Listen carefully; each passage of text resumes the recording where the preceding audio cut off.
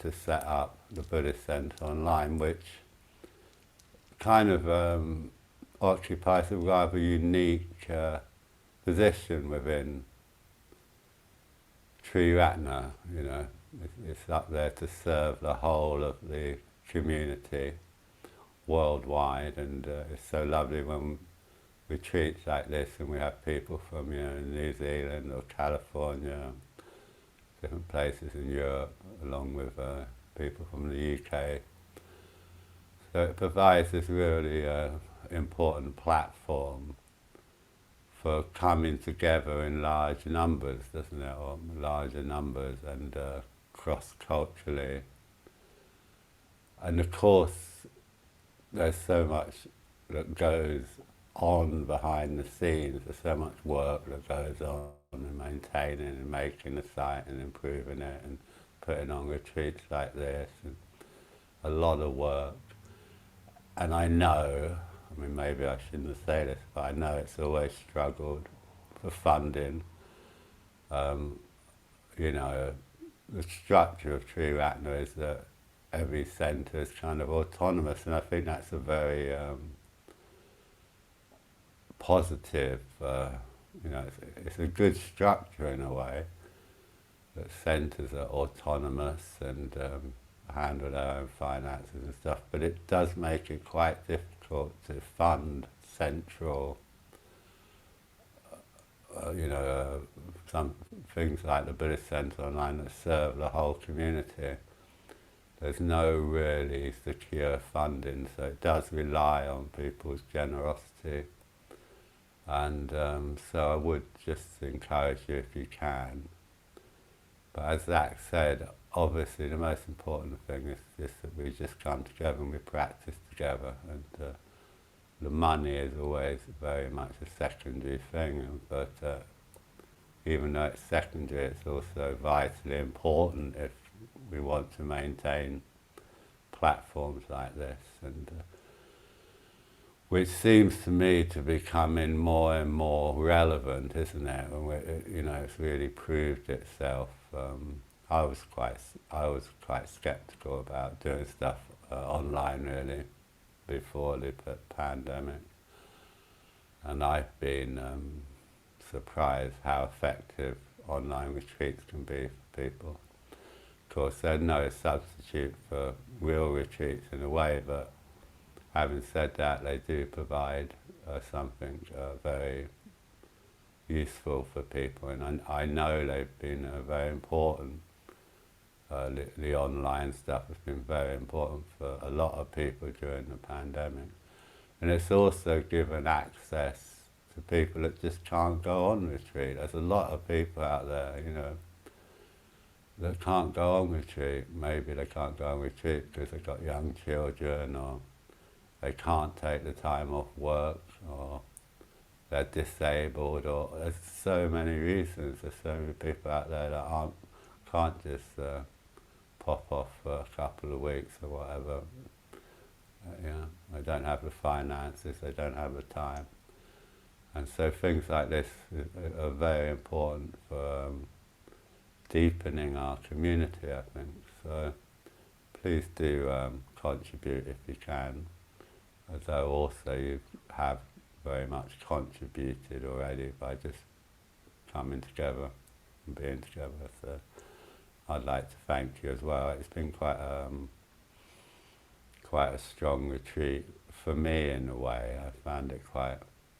My mother died earlier this year, and I don't know. Somehow it's felt very opening for me to be with you and yeah, talk and yeah. So good. Okay, so I'll leave it there.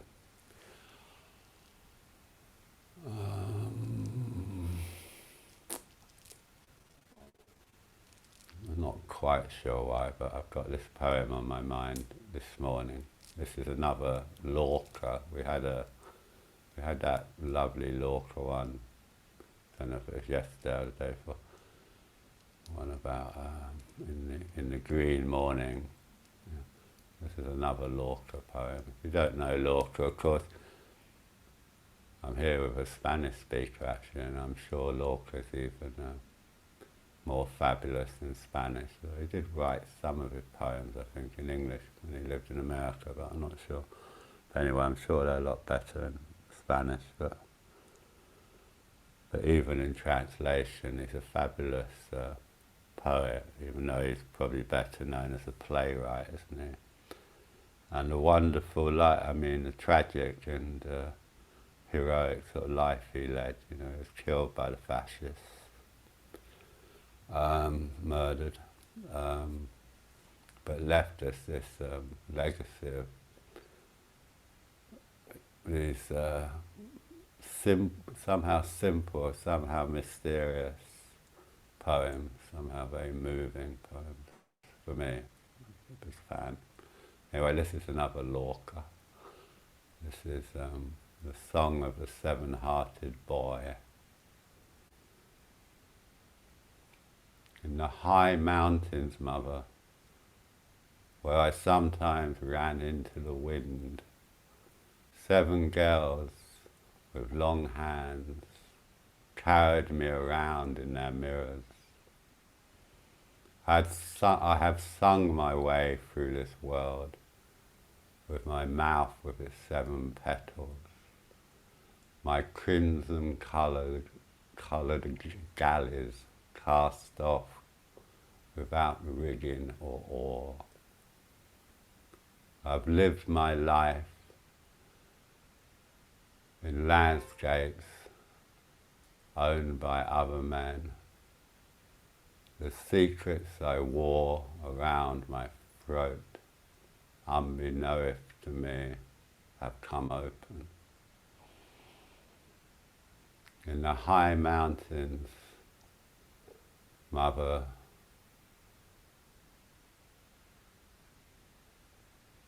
my heart has, oh God, I've forgotten it now, sorry, this is the trouble, I don't know. Anyway, I'll come back to it later. Sorry about that, it always happens at least once in a retreat. My mind goes blank.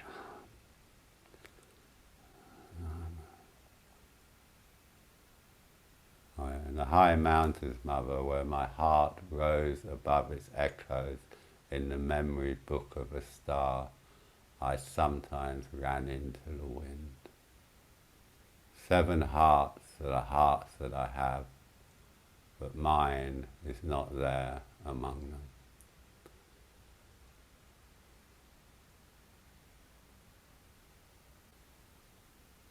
I wonder, it's a sort of mysterious poem, isn't it? It's sort of interesting that it's 7, isn't it? Where, you know, we've been working a little bit with a sort of central channel, and as though it varies, sometimes in the Buddhist tradition actually there's only 6 major energy centers along the central meridian thing, you know, central channel thing, but usually there's 7, more commonly there's 7.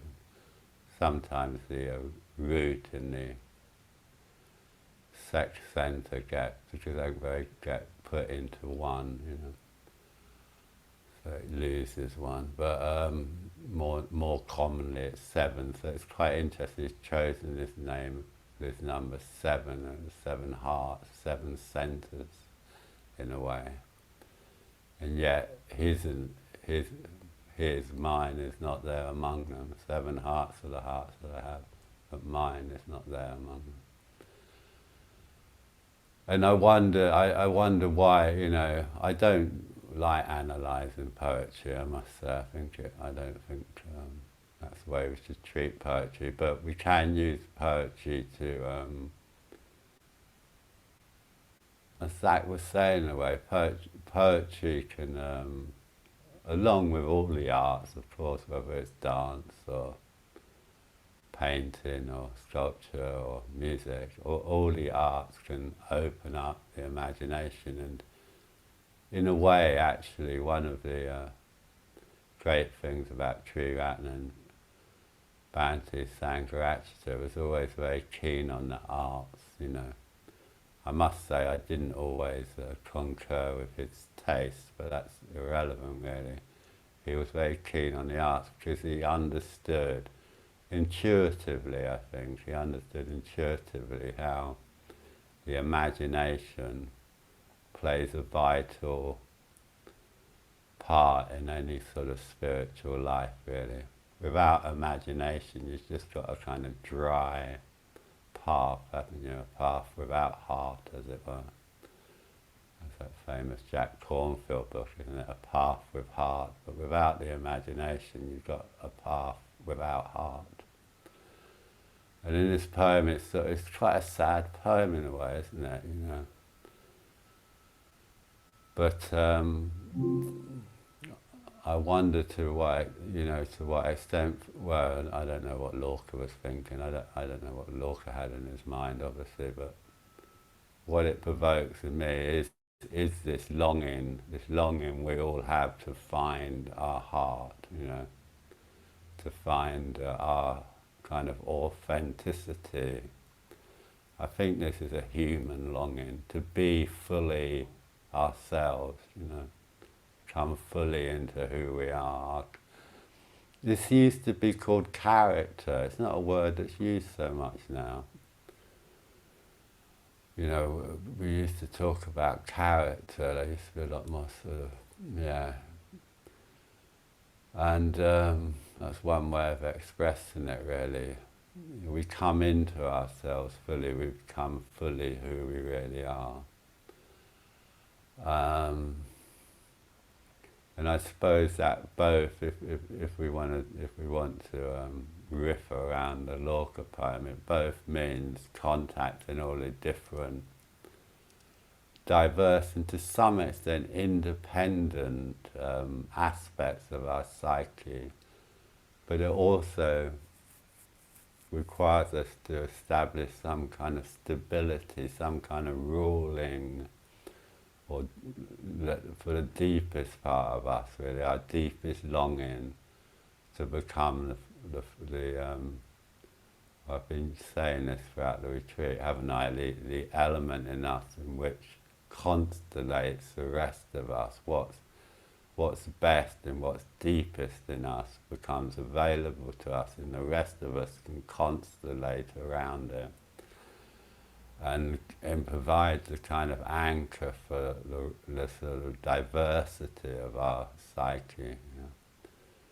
We've got a poltergeist in the house at the moment, so it in the middle of the night it turns up the heating to some unbearable level.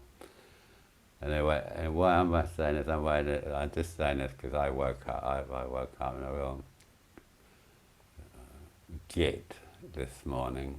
I don't know if you know that expression. I'm feeling really grumpy, you know, and of course we all have these different aspects of us. You know, I would in Leonard Cohen's song "Amp" for me has that, which I think might be borrowed for some reason. I've got a feeling it's borrowed from Rumi, but anyway, where he says, you know. Ring the bells that still will ring. Forget your perfect offering. There is a crack in everything. That's how the light gets in. That's how the light gets in. And I love that line. Well, I love all of that little verse, you know. You know, ring the bells that still will ring. So, you know, we work with what we've got, you know, we work with what we've got, even if we're a bit broken. We're all a bit broken, aren't we? We're all a bit broken, I think. And that's all right, we just work with what we've got. We ring the bells that still will ring. And then forget your perfect offering. Like this, if we misunderstand, and you get quite a lot of this in Buddhism, and it's quite easy, I think, to misunderstand, you know. You know, you get the perfections and the perfection of wisdom, and you get all these you know, you get this aspiration to all these very elevated states where you don't, you know, wake up and feel grumpy, like you shouldn't, or you don't lose it sometimes, or you don't. But actually, this is who we are, isn't it? You know, and we don't have to. We don't have to. Well, not only don't we have to, we're not perfect. You know, we are insubstantial, aren't we, in a way?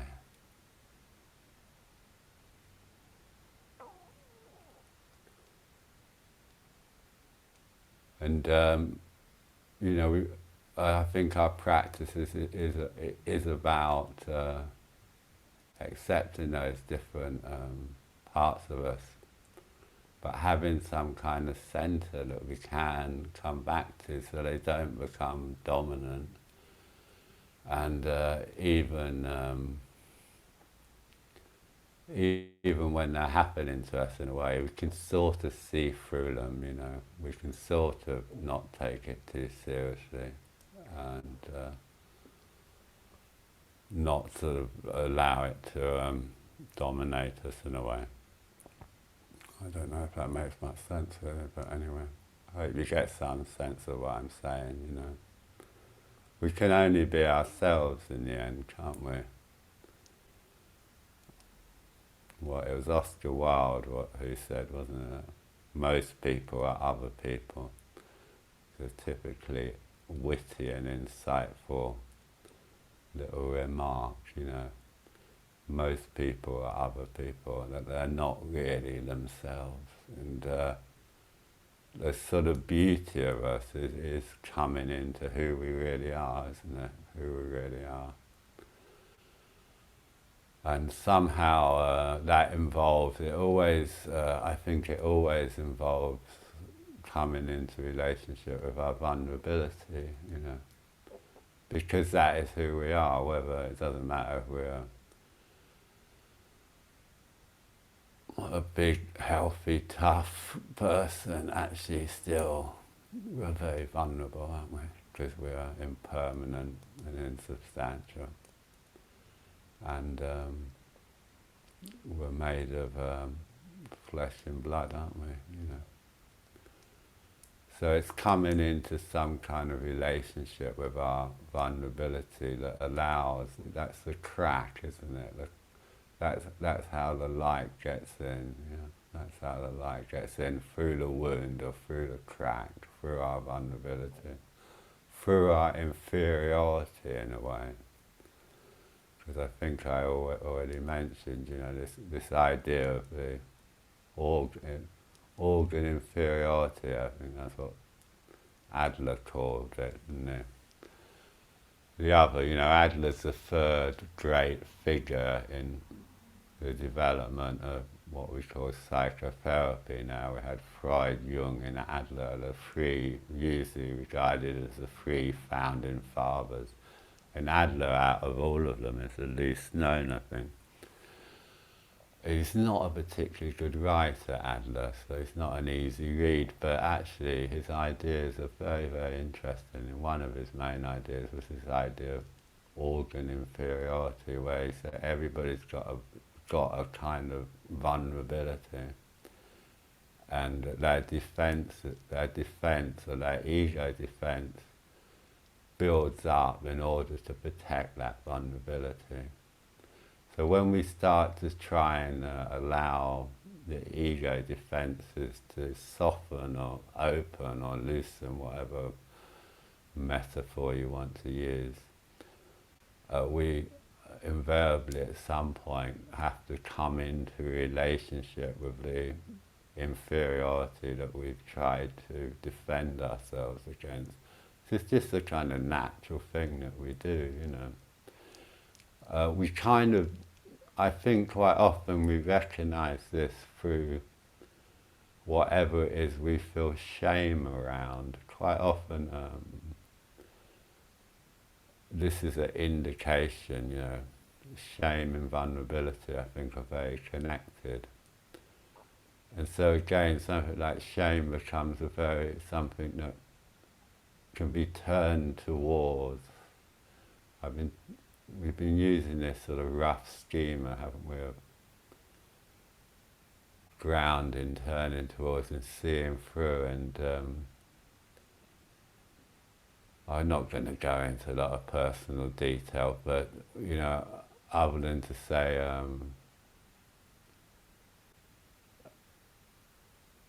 I had a lot of shame around from a very early age. My sight was quite poor, and so from infant school I was wearing kind of bottle, Coke bottle glasses, I mean, actually, funny enough, I was never bullied or teased about it, but my family were kind of in denial about the fact that there was something obviously quite badly wrong with my eyes, even at that age. And of course, they were just in denial about it because I think they didn't want me to feel bad about it, so they didn't make a fuss about it or whatever. But actually, it also had the effect of me not being, I mean, this is retrospectively when I think about it now. I didn't have this sort of sophistication or understanding of it when I was a kid, but I think the fact that they kind of ignored it meant actually I felt very shamed about it somehow, that I also had to try and hide this vulnerability, And anyway, I developed a lot of shame around it, I think, and it took me a long time to move beyond that, to be able to, yeah, Anyway, the reason I'm saying this is simply one, in my own practice, I learned, I worked with this, and what I discovered I could do is that when I was in a very grounded, positive state, I could invite. It was actually usually an image, or a memory of being in a situation that caused me to experience shame. I could invite that in, rather than, I would invite it in and I would sit with that. And over a sort of period, I could feel it discharging, it's like, it was like an energetic thing, I just,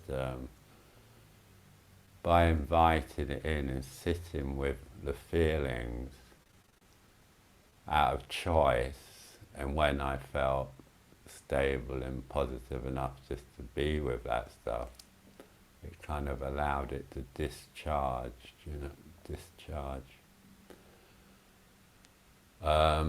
So this is the power of image as well, because it was like working with an image or just working with a kind of memory, deliberately bringing that memory to mind that caused that reaction, that wanting to move away,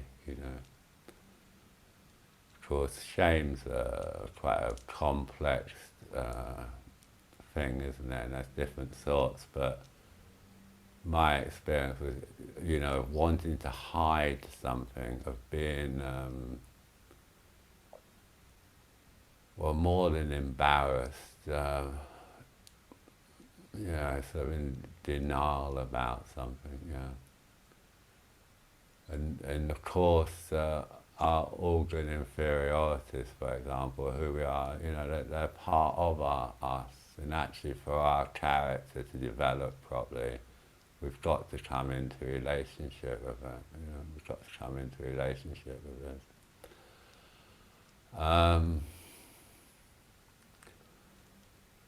So I'm just moving on here, I'm just trying to talk a little bit about what's meant by seeing through. So that's one possible aspect of seeing through. In the Buddhist tradition, the most, I mean, I use this example because I'm sure nearly all of you are familiar with the story, so I'm not going to retell the story in any detail.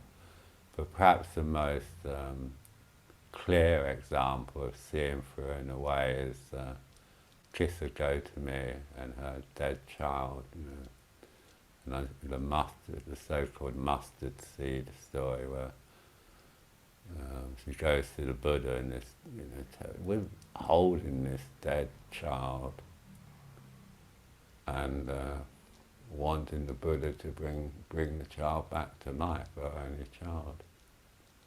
And of course, as the story goes, the Buddha says, yeah, I can do that, but I need a mustard seed from a household that's never suffered death. And of course, we all know what the story is. She goes from house to house and no such seed exists. There is no household that's never suffered the grief of death. And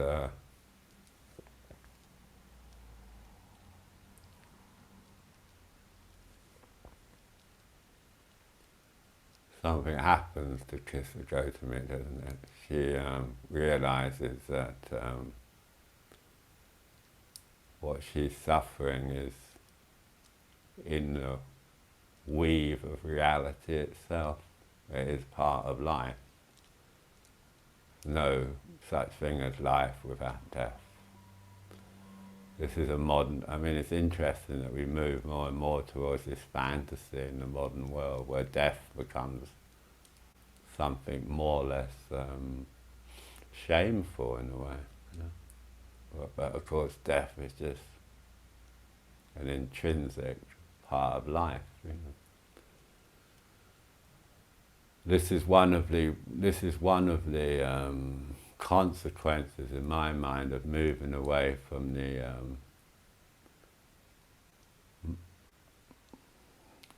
feminine, which is always circular, because it's based on nature.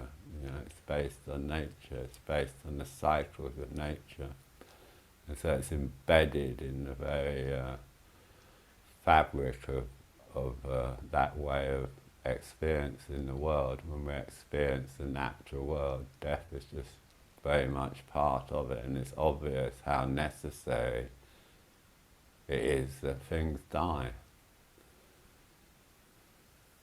So-called things die. Of course we all know this, but as we move to this much more, this idea of wanting to dominate nature, and this idea of a kind of linear rather than a circular cycle, death becomes a failure.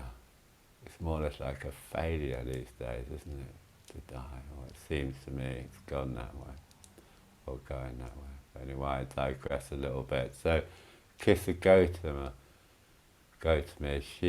she has this realization. If something changes, it doesn't mean she no longer has grief for her dead child, her dead baby. It doesn't mean that at all. What changes is that grief moves from isolating her, moves from her feeling alone and abandoned in the world. It somehow moves from that to something that connects her with the rest of humanity. Yeah.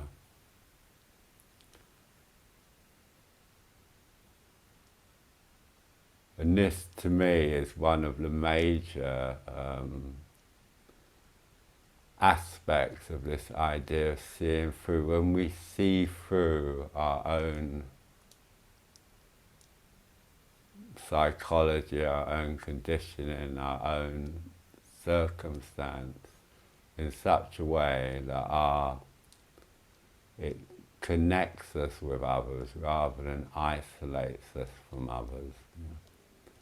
This seems to me to be one of the major kind of movements that can happen and can be supported by meditation and practice. And of course it fits in very well with the general kind of theme I've been trying to, I think I said at some point, enlightenment is we're enlightened in relationship to. Yeah. If there's any such thing as enlightenment, it happens in it's something to do with our relationship with what we think of as us and what we think of other. So it's a movement from feeling isolated and individual to feeling part of, yeah. And of course this is a great relief somehow. And when this happens, actually we feel supported by the world rather than embittered or isolated from the world. Yeah. And our very vulnerability is what allows this to happen. Yeah, it allows this to happen. The taking on of the lakshanas, the characteristics of reality, suffering, insubstantiality, and impermanence, really taking this on moves us into relationship with reality, rather than these sort of crude, heroic individualism, which is dominant in the modern culture, isn't it? Yeah, embedded in the trite interpretation of evolution, even, the survival of the fittest. Anyway, I hope some of that made a bit of sense to you. And there's no magic way to make this happen. I mean, I think I've mentioned already, really we're concentrating on, or we're creating the ground. So when, as it will, life throws up something that disrupts our normal habitual self, when something disrupts it, it will become fruitful rather than destructive. We'll be able to embrace it in a way that, again, it might still be painful. It's not about it not being painful, but it will open us rather than shut us down. Yeah. Isn't this what we want, to open rather than to shut down? Yeah. Rather than for our hearts to be contracted and drying up, we want to keep ourselves kind of moistening and opening, don't we, really? To life and to ourselves and to others. Find tenderness and intimacy, not only with other people, but with the things in our life, yeah. A kind of carefulness, in the sense of caring about and taking care of. Care as a word is related to the word cure. I have the same root, I believe. To cure and to care. When we care for something, when we care for the world around us, in our own homes, in our own relationships and the environment, when we care for things, there's a cure there. a cure for our suffering, for dukkha. Yeah. So we are in this, collectively now, we are in a very precarious, difficult situation, I think, where this would be all too easy to be overwhelmed by, and therefore it's all too easy to sort of shut down, you know, not really take on our part in the degradation of the world, or our part in consumeristic culture, our part in whatever it is, easy to ignore. It's so interesting at the moment, you know. I went out with a friend last night and we were talking more or less inevitably about the Ukraine, and how, because it's somehow geographically and perhaps culturally nearer to us in England than, say, Syria was, how it feels more. But I mean, how ridiculous is that? I mean, these things are going on, have been going on in the world. Anyway, I'm not going to go on about it, but I'm sure you know what I mean. But, you know, somehow it brings it home, because it seems, you know, it's happening in Europe. It's not in the Middle East or somewhere else, it's in Europe, you know. But what a limited imagination we have, eh? You know, I include myself in it, you know. Anyway. And yet to really open to what's going on in the world is it's very difficult, isn't it? The fear of being kind of overwhelmed by the grief of it all. But I don't think we've got an option, really. Well, we have got an option, but it's not a sustainable option. We need to open to it. But we also need to take care of ourselves. And one way we take care of ourselves is, perhaps one of the most important things we can do is just to stop in our day. You know, meditation just provides this opportunity just to stop and be intimate with yourself, and begin to learn how self-intimacy naturally and inevitably spills into intimacy of the world. Because to be really intimate with your own psyche, in your own body, gives you direct experience that you're not separate, you're not isolated. The world completely interpenetrates you all the time. The simplest way, just through breathing. Just through breathing, we're intimate with the world. And when we get a real felt sense of that, something begins to open, something begins to loosen a little bit. And actually, rather than feeling isolated, we feel supported by the world, you know. We feel supported by the fact that we're not separate. Yeah. And our ego begins to relax a little bit, that tight part of it that holds on to us and feels threatened and feels constrained, begins to loosen a little, begins to open a little. And it's a bumpy old journey, isn't it? To really engage with a spiritual life, I think it's quite a bumpy journey for most of us. But nevertheless, a very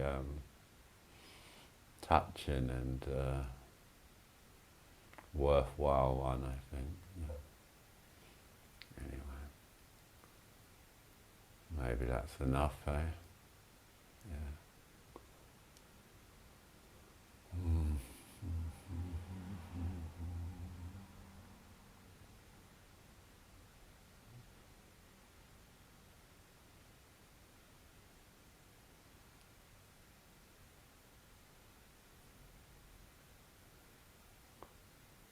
7 hearts are the hearts that I have, but mine is not there among them. in the high mountains, Mother, where I sometimes ran into the wind. 7 girls with long hands carried me around in their mirrors.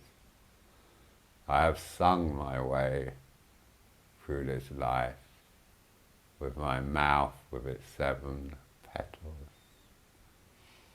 My crimson-coloured galleys cast off without rigging or oar. I have lived my life in lands that other men have owned. The secrets I wore around my throat, unbeknownst to me, have come open. In the high mountains, Mother, where my heart rose above its echoes in the memory book of a star, I sometimes ran into the wind. 7 hearts are the hearts that I have, but mine is not there among them.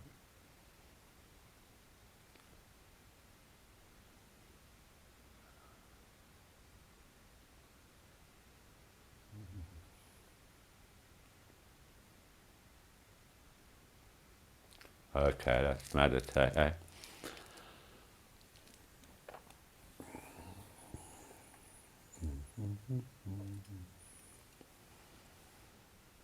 Quick look at the time, if I can see it. Sorry, I've gone on a bit, haven't I? Never mind. Okay, let's see what happens, eh? Let's cool down a bit in here now. That's nice.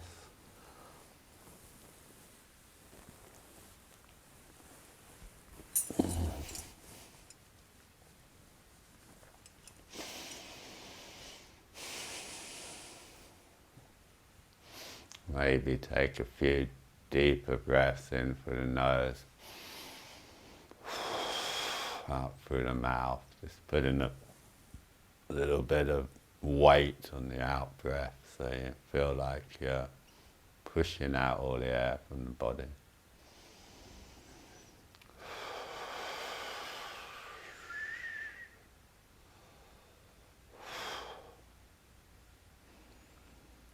And just coming back and engaging with your natural breathing, whatever that might be for you.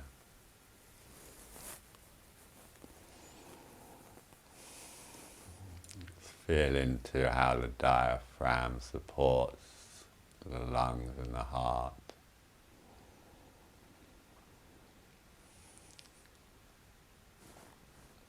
Sometimes meditation teachers tell you to completely relax your belly. It's not quite right, actually, I don't think.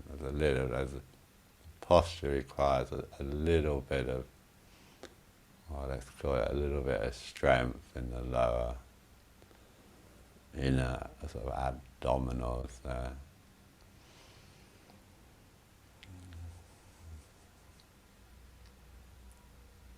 And it's a little bit of a tricky instruction, actually, but in the Zen tradition they talk about just slightly depressing the diaphragm.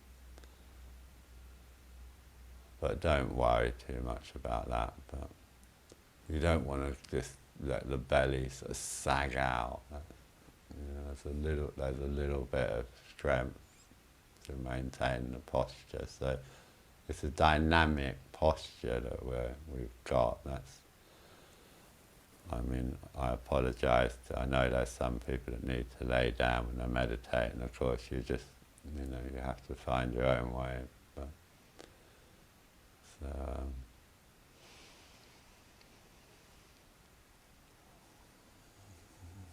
But presuming you are sitting up,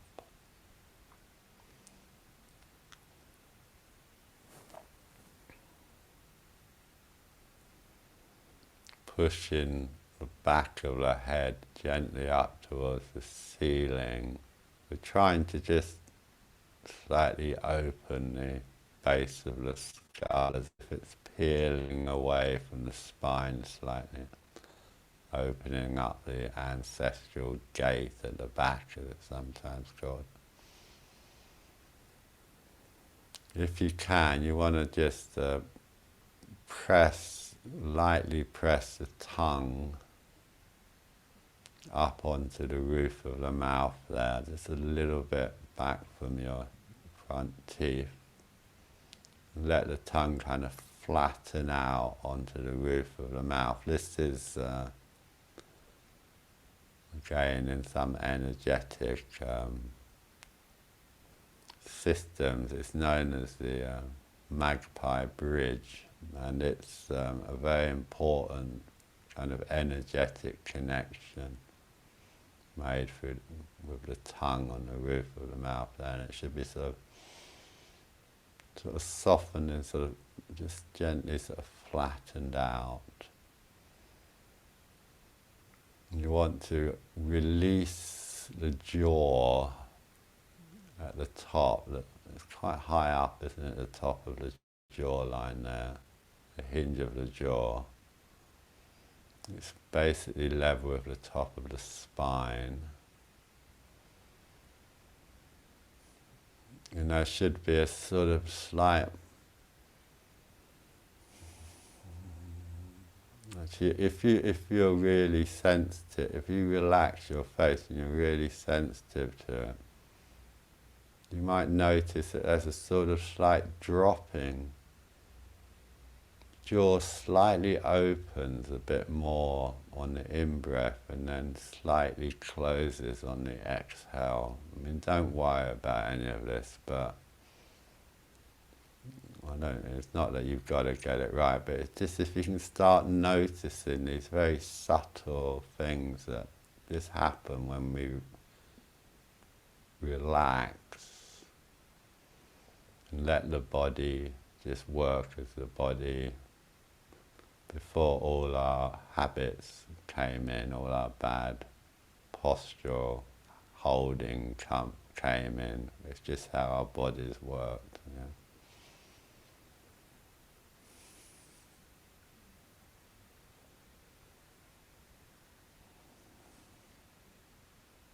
It's more or less like, I don't know, I'm a bit reluctant to say this because it might not make any sense, but it's more or less like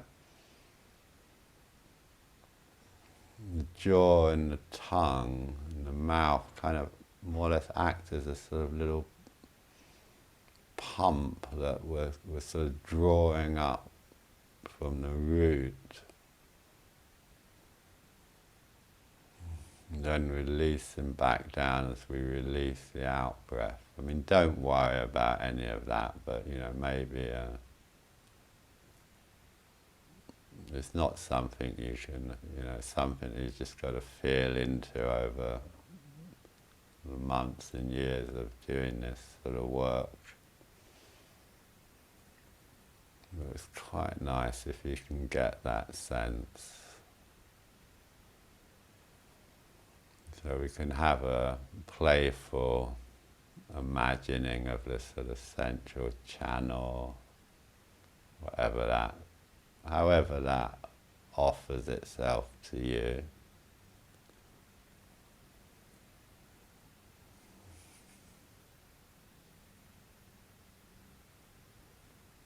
So make sure that your hands are relaxed, soft.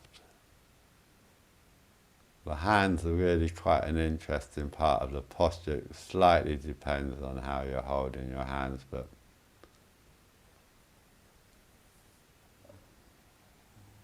what we can find in the hands is more or less like allergy for the rest of the posture. No, that's not the right word, is it? But if you can get your hands really soft and relaxed, but at the same time alert and energetic, this is what we're trying to find in the whole of the posture. It's kind of soft and flexible, but at the same time it's got a lot of vitality and alertness in it. It's not soggy or floppy, yeah. It's quite dynamic. This meditation posture, it's a dynamic posture which allows the energetics of the body to open up. It's both contained but at the same time open.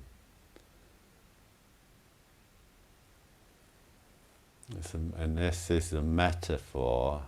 All the way through this retreat we've been trying to understand the body, the energetics, as a metaphor for the psyche.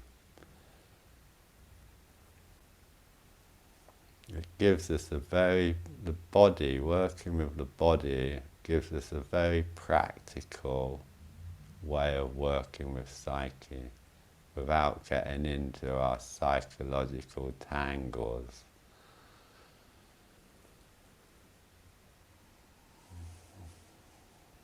An aligned, open body will release naturally. You can't have oh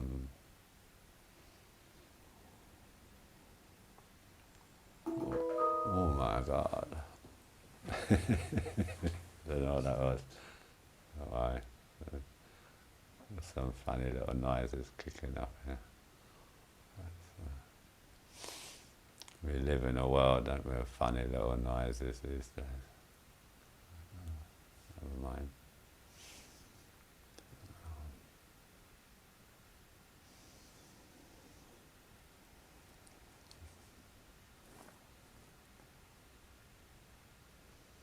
So we're just trying to let, it's a kind of listeningness, isn't it? We're not trying to kind of force or manipulate.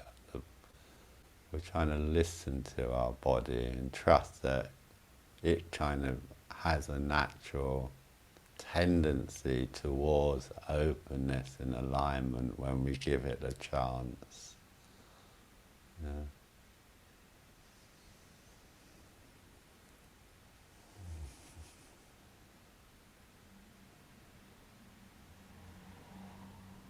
The trouble is, when one talks about this sort of thing, it always makes it sound much more complicated and cerebral than it really is. It's just really trusting and being interested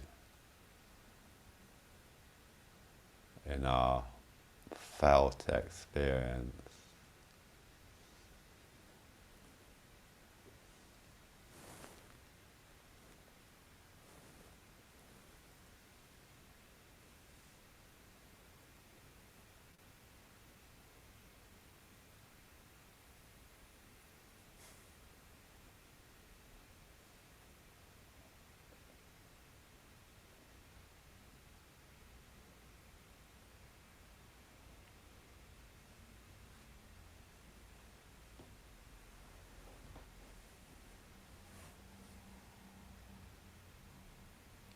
Your face relax a little if you can.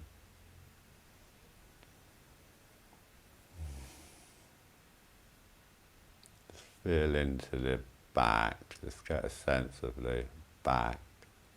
And just notice how it naturally lengthens as you breathe. Maybe imagining the spine energetically releasing downwards and upwards, so this lengthening, coming into some sense of the body from behind, as it were.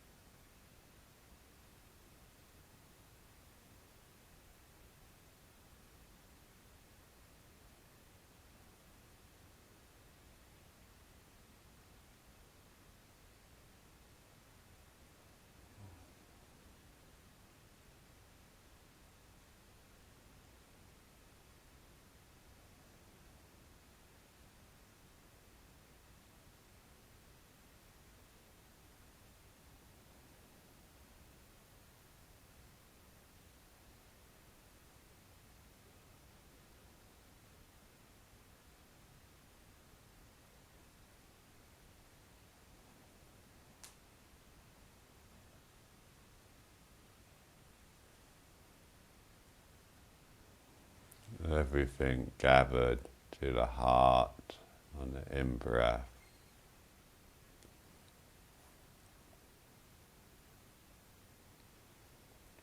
Everything released from the heart on the out-breath.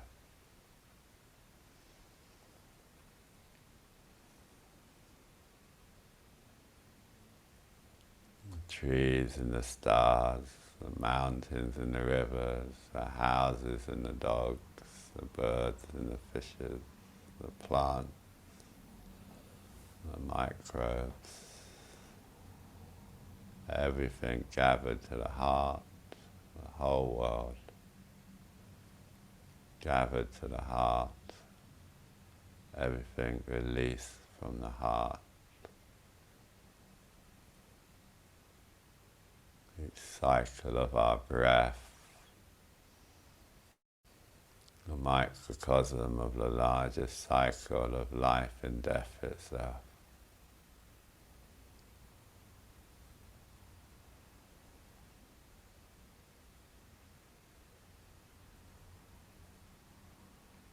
Everything held in love,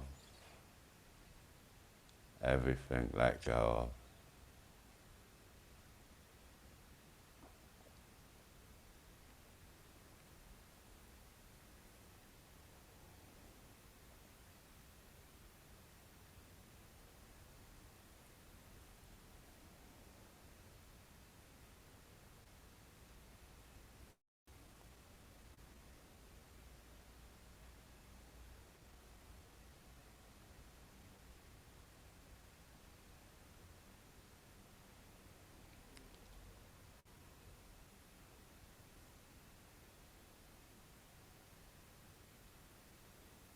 Dojin Zenji says there is no separation between aspiration and completion.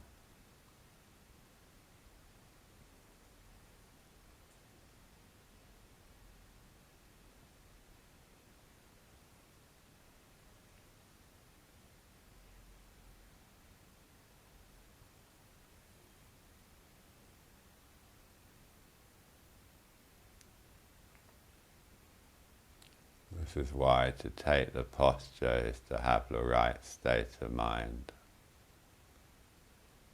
There's no special state of mind outside of the posture.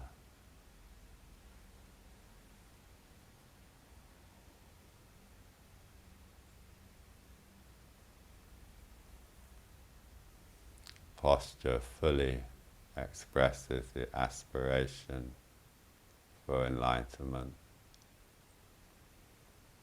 And there's no separation between the aspiration and the completion.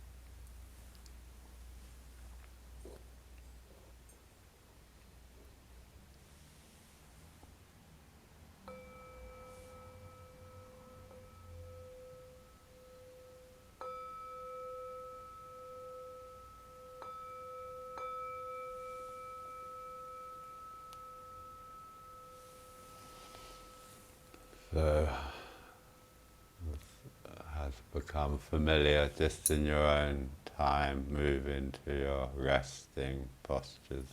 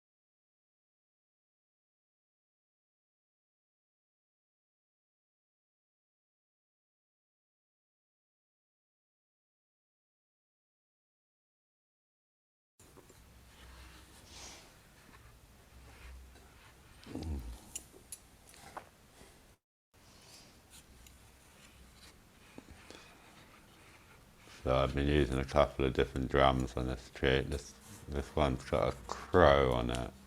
This is Mr. Crow drum. The other one's got a Ouroboros, a snake eating its own tail on it. We're back on the crow today.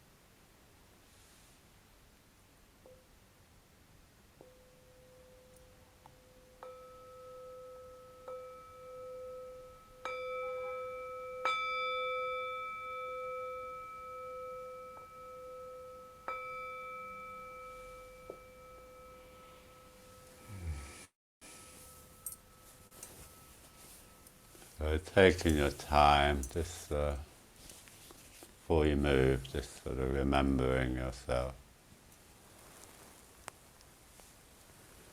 Try and try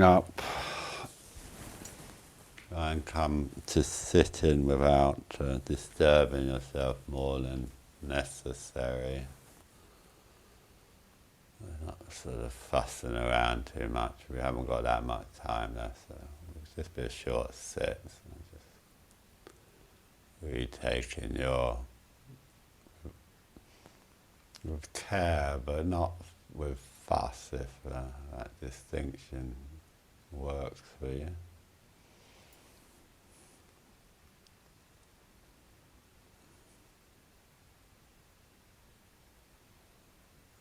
Just re-establishing the posture, and that's we just have a little open sit. Maybe you can just bear in mind the other people we've been sharing this virtual space with over the last 7 days, practicing with.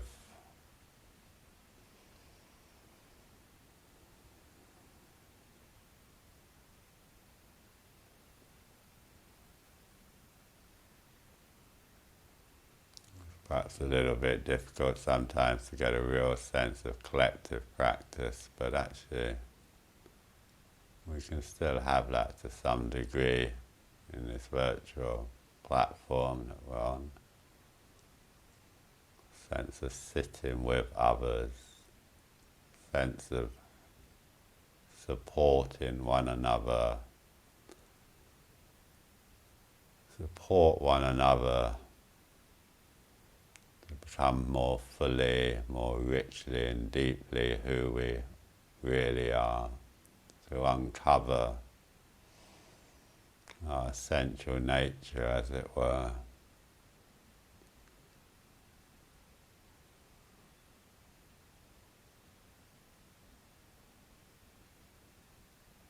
So we can sit in solidarity with one another, allowing ourselves. This is, I think this is so important, is that we allow ourselves to be supported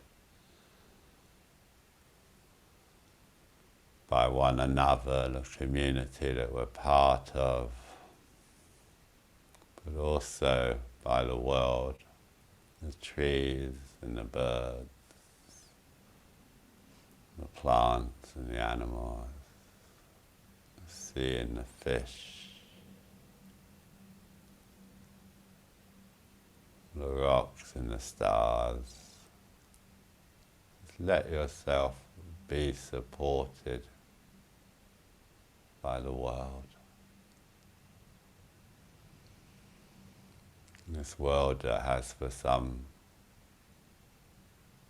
inexplicable reason, manifest as you.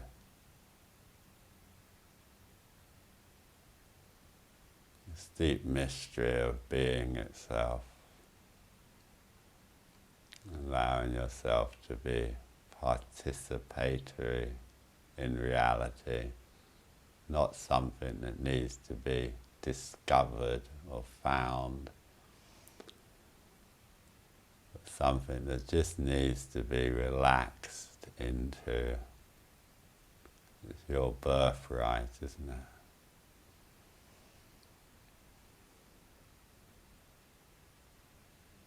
Your face relaxed.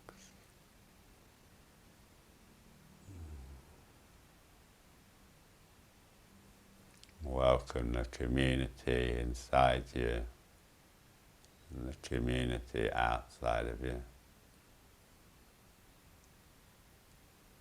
And realize it's all, in the end, one community.